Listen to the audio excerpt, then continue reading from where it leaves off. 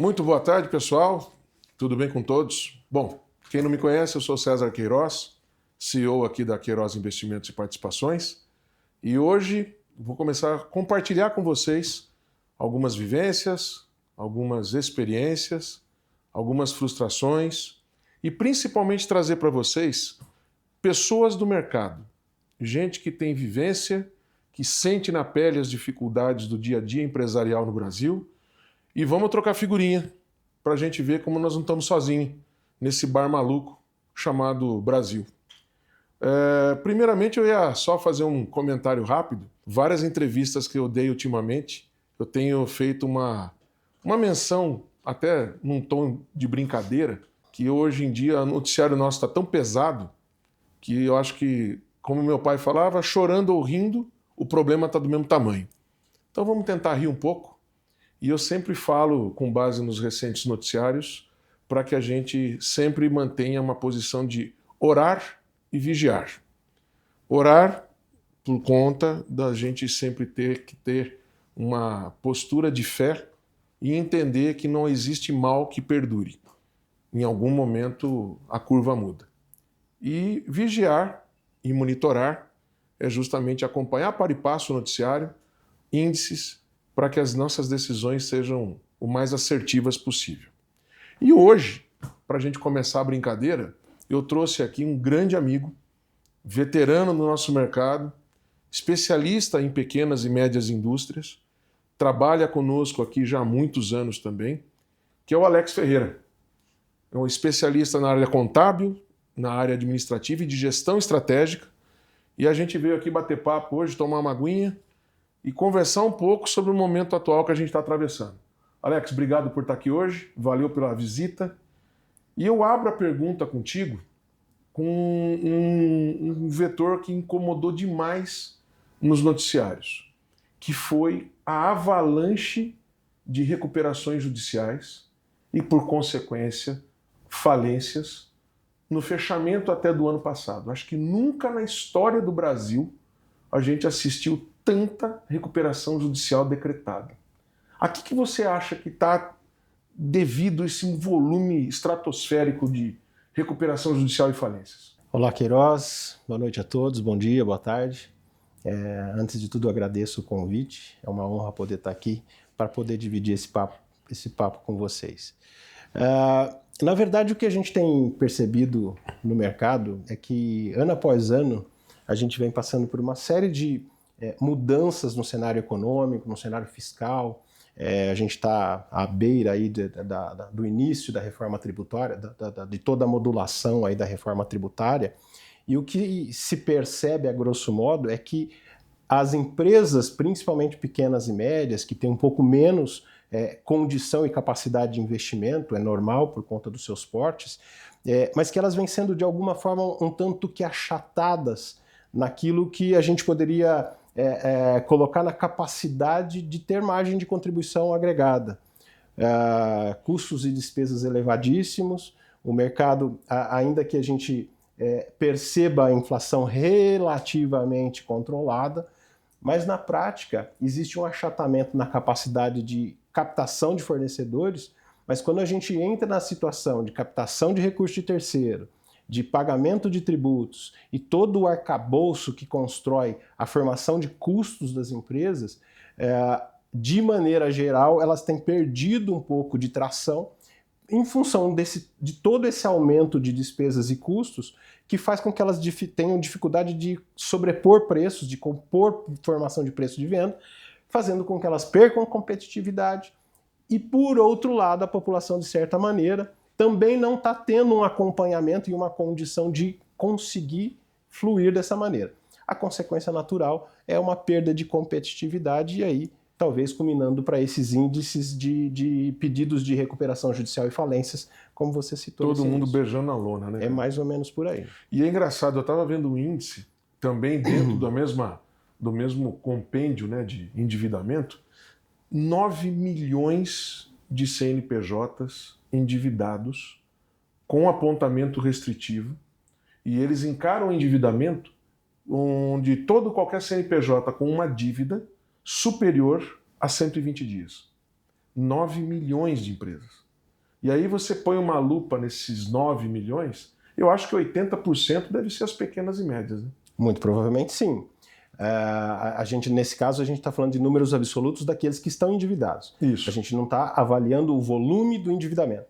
Não. Então, mas provavelmente são as pequenas e médias empresas que prevalecem nesse número, nesse índice, e basicamente é o custo de sobrevivência delas que está elevadíssimo. Por experiência no mercado de gestão há tantos anos, a primeira coisa que o empresário faz à medida em que ele começa a se apertar é começar a buscar dinheiro no mercado. A empresa brasileira ela é dependente de capital de terceiros. E com o juro no patamar atual? As taxas de juros do jeito que elas estão. No desespero que ele muitas vezes se coloca porque precisa pagar uma conta, porque senão ele não recebe o fornecimento de mercadorias. Ou tem que fazer um pagamento de folha de pagamento, enfim. O empresário, de maneira geral, ele corre para o banco e ele pega o que tiver lá.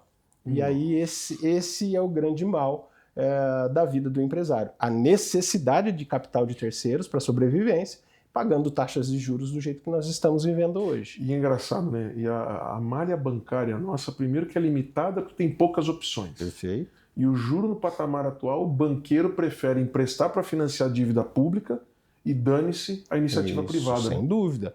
E tem um outro agravante nessa questão do setor bancário, que eu entendo, se bancário fosse, talvez tivesse mais ou menos a mesma estratégia, é que eles vão fechando a torneira porque a capacidade de receber deles está diminuindo. Sim. Os bancos estão passando cada vez mais por um aumento de inadimplência. Isso faz com que o crédito aumente ainda mais. Haja visto o que está acontecendo no agro, né? Perfeitamente. Os produtores todos em default, os bancos tendo que retomar maquinário. É isso. Tá uma loucura, né? Esse é o mercado atual. Ah, meu amigo, agora eu vou ter que tocar no assunto com você que você ama, de paixão. A gente tem ouvido muito falar, e eu tenho falado um pouco também sobre meus canais, o tanto de gente se posicionando nas mídias sociais acerca da reforma tributária, a temida reforma tributária e todos os impactos que elas vão trazer. E aí a gente estava conversando um pouquinho antes, você estava me dando até uns vetores que eu juro que eu também não tinha pensado, que era dentro até da composição de custos do pequeno e do médio, que ninguém está falando, que é um impacto direto que a reforma tributária vai dar.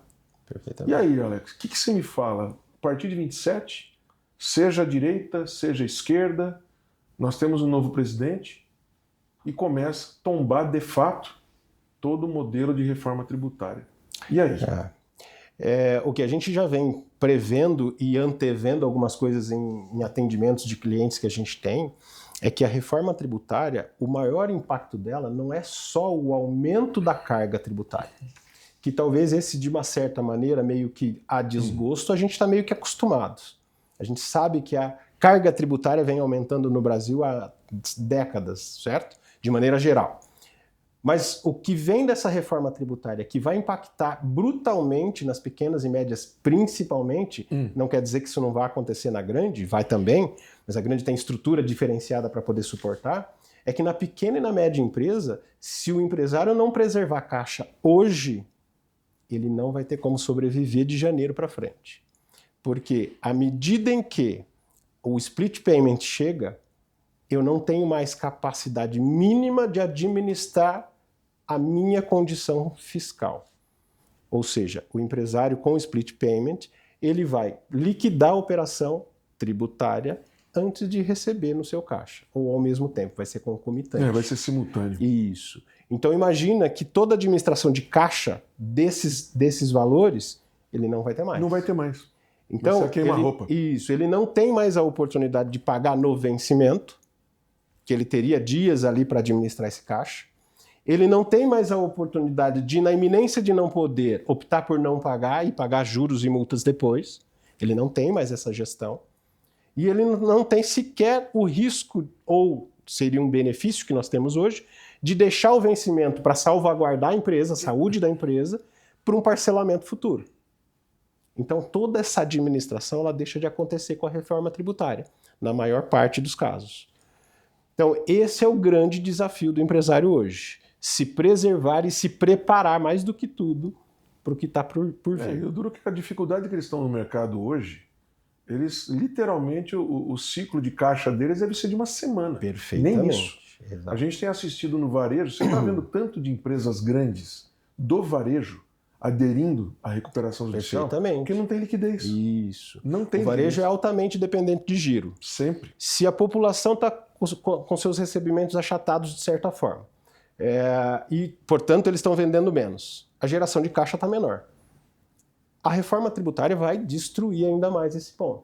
Então, o cuidado nesse momento é, agora, fazer uma série de articulações de gestão para minimizar o máximo que for possível o impacto da reforma tributária na vida. E você me deu um vetor muito importante, que você estava fazendo um estudo esses dias, né?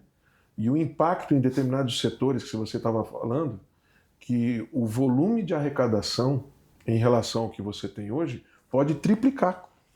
Isso. O que acontece na prática Porque ninguém olha para o pequeno, né? Exatamente. Só ficam falando dos grandes, né? Isso, que é o empregador, o cara que ele tem que se manter em dívida, senão ele não tem crédito, e aí ele não tem crédito tanto em bancos tanto quanto em fornecedores. Mas o que acontece é que a carga tributária está ficando tão extensa e é uma complexidade tão grande para eu ter qualquer tipo de benefício, que na hora de eu fazer a formatação de preço de venda do meu produto, ou eu não consigo vender, ou eu não consigo pagar tributo. Por quê? Meu preço fica muito alto, eu perco competitividade e eu não consigo vender. Na tua opinião, então, Alex, você acha que podemos assistir a uma chegada de uma inflação severa por conta do inchamento da base de custos provocada pela reforma? Eu acho que a gente pode ter tanto um risco de inflação, tanto quanto um risco de deflação. Porque pode acontecer tanto de inflacionar... Na verdade, a inflação ela tende a gerar uma retração de consumo porque a população perde capacidade de consumo. Sim. Então, basicamente, as pessoas vão consumir menos.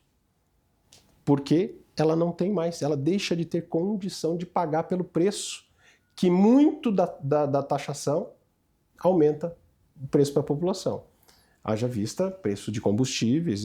Ontem eu estava conversando com um amigo que trabalha na área de transporte e já se está falando de uma paralisação do setor.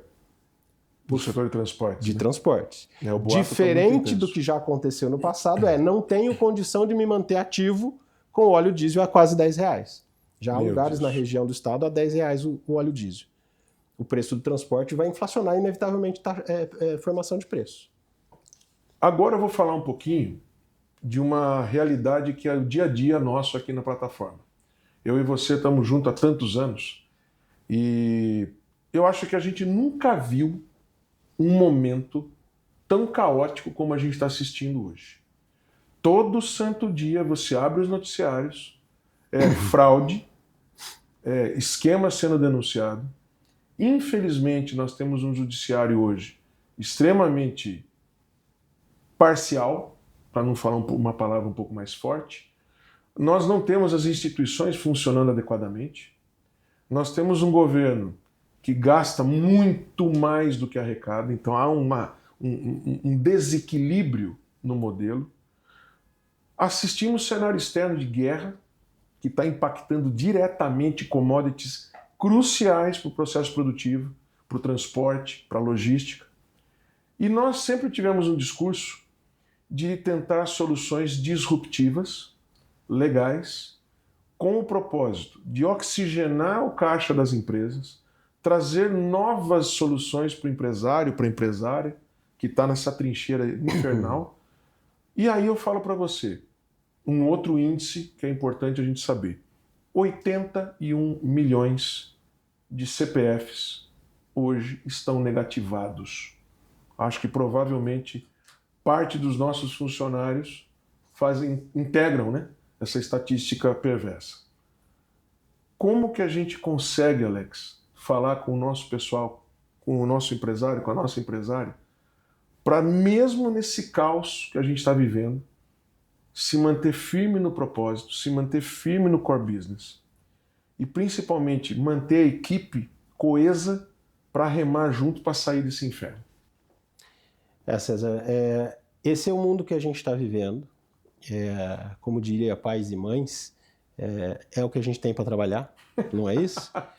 Isso é uma realidade tanto para mim quanto para você, tanto quanto para todo mundo que está por aí, inclusive os eventuais funcionários da nossa equipe, dos nossos clientes e, enfim, de todo mundo que a gente conhece. Mas o que eu tenho procurado fazer e falar para aqueles que estão à minha volta de alguma maneira é que a gente, na medida do possível e do cabível, saibamos que isso tudo é verdade, ok? Mas que nós possamos introjetar em nós uma condição de ser e pensar, que a gente consiga, além de conviver com isso, nos blindar de forma tal que a gente possa cuidar das nossas empresas, dos empregos e de tudo, de forma maximamente focada naquilo que precisa ser feito. E hoje, diante de tudo isso que você disse, que a gente está conversando aqui já há algum tempo, eu diria que o que é mais importante para qualquer negócio hoje é cuidar muito, proteger absolutamente o caixa e focar todos os esforços naquilo que dá retorno para o negócio. ROI.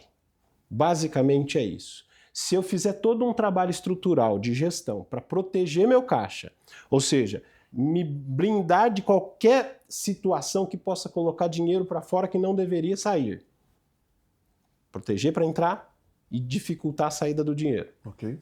Se eu fizer isso e, por outro lado, só investir energia e recursos naquilo que vai me dar real retorno, esse é o... Na verdade, isso é a máxima de qualquer gestão em qualquer momento, de qualquer país de primeiríssimo mundo. Mas para nós, mais do que tudo, no momento em que a gente está vivendo, com todas essas turbulências de inúmeros lugares que chegam, se a gente puder blindar o caixa com toda a força que a gente tiver e jogar toda a energia daquilo que dá realmente retorno, eu acho que é aí que a gente consegue construir um cenário para sair dentro do viável de toda essa turbulência que nós estamos passando nos últimos anos, né? Então, isso é o que a gente tem propagado por onde a gente passa.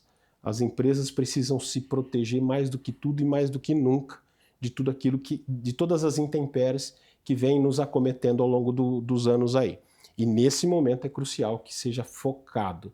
A empresa precisa focar em caixa e retorno sobre investimento. Agora eu vou citar um caso agora acontecido essa semana para ilustrar um tema que, para todos nós que somos da área, é chover no molhado, como fala no interior, né? Essa semana, a Lei do Bem caiu.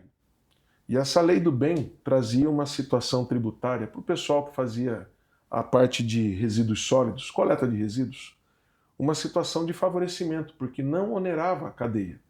Então, a coleta, o processamento, ele era isento. E a partir dessa semana, toda a cadeia será tributada.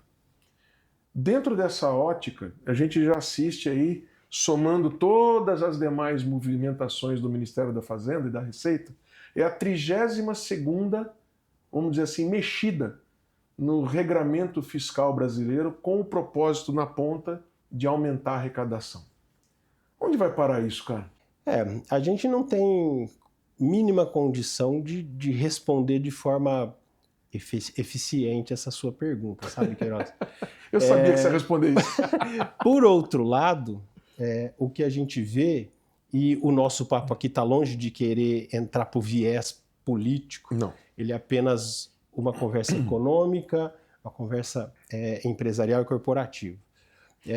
O que a gente está vendo é uma necessidade avassaladora de se arrecadar. Então, é o aumento de tributo através de 32, como você bem citou aí, 32 mudanças na forma de tributação ou criação de novos tributos. Por outro lado, para poder aumentar ainda mais a arrecadação, empresas ou setores que eram beneficiados com algum tipo de lei, como a Lei do Bem, que deixam de ser beneficiados por uma necessidade de arrecadação. Então, se a gente fosse colocar o Brasil como uma empresa, então esse exagero no aumento das despesas do governo, por inúmeros motivos, fosse ele uma empresa, a gente teria que entender que falta uma gestão de caixa, como eu bem falei agora há pouco. O exagero das contas públicas faz com que a empresa Brasil precise arrecadar mais. O risco que fica, de certa forma, meio subliminar nessa conversa é que quem paga a conta está ficando estrangulado. Esmagado por isso tudo. É mesmo? Ou seja, a gente entende a necessidade da empresa Brasil precisar pagar contas, mas a gente não tem condição mais, de certa forma, em alguns setores, de fazer isso acontecer. Na verdade, até usando de forma análoga, é aquele raciocínio seguinte: o pai da gente, quando a gente era criança, dava a mesada e ele falava pra gente que a mesada tinha que durar até o dia 30. Perfeitamente. Chegava no dia 15, a gente ia pedir reforço de caixa. Exatamente. O que o pai da gente falava? Antes de aumentar o reforço, vamos olhar para onde está indo o dinheiro. Exatamente. O grande problema que eu acho que irrita, estressa e traz esse caos todo que a gente está vivendo agora é, de um lado, você assistir uma receita que bate recorde todo mês em relação ao mês anterior de arrecadação. O ano passado a gente arrecadou mais de 3 trilhões. E na outra ponta, só de juros, o Brasil pagou 1 trilhão. Perfeito. Esse ano a gente deve bater 10 trilhões de dívida pública consolidada. É uma estupidez sem precedentes. Perfeito. E ninguém olha para isso. Quer dizer, ninguém olha o gasto. Nós estamos terminando um governo que não olha para o gasto. Ele só quer saber o seguinte: pai, me dá mais mesada aí que eu preciso cobrir a conta. Justo, esse é o ponto. Não é? E o problema do Brasil é que esse pai, analogamente, somos todos nós, O pai somos nós. que estamos ficando, de certa forma, estrangulados de dar mais mesada Exato. para o filho e arteiro. principalmente é frustrado, porque a gente vê que é um buraco sem fundo e a gente sabe quanto custa manter as empresas, quanto custa ter empregado, quanto custa você ter todo um contexto produtivo. E a conta não fecha. Exatamente. E aí você olha na outra ponta, uma soberba sem tamanho, não há uma entrega. Se você estivesse entregando segurança, infraestrutura, todo o contexto de logística portuária, pô, até faria... mesmo assim não faria sentido plenamente. Mas também na outra ponta está entregando. Perfeito. Hoje não está entregando. Isso. E a gente está sendo levado a pagar uma conta impagável, praticamente, não é isso? É isso. Meu amigo, eu queria te agradecer. Agradecer pelo teu tempo, pelo teu conhecimento. Levar para os nossos amigos aí, amigos e amigas, um pouquinho mais do Alex Ferreira, que vocês no dia a dia devem ver muito ele participando em reuniões conosco. Ele é o nosso head na área de gestão estratégica, na área contábil. E hoje vocês puderam ouvir um pouquinho mais a leitura dele, do contexto atual. E se Deus quiser, como eu disse anteriormente, não há mal que perdure. Em algum momento eu tenho certeza que a gente vai conseguir enxergar um horizonte um pouquinho mais navegável, né, Alex? Perfeitamente. Meu amigo, brigadão, viu? Valeu pela sua participação aí. Disponha sempre. Valeu. Sempre à disposição. Pessoal, obrigado pelo tempo de vocês também. Foi um prazer começar a falar com vocês todos. E espero encontrar vocês em breve.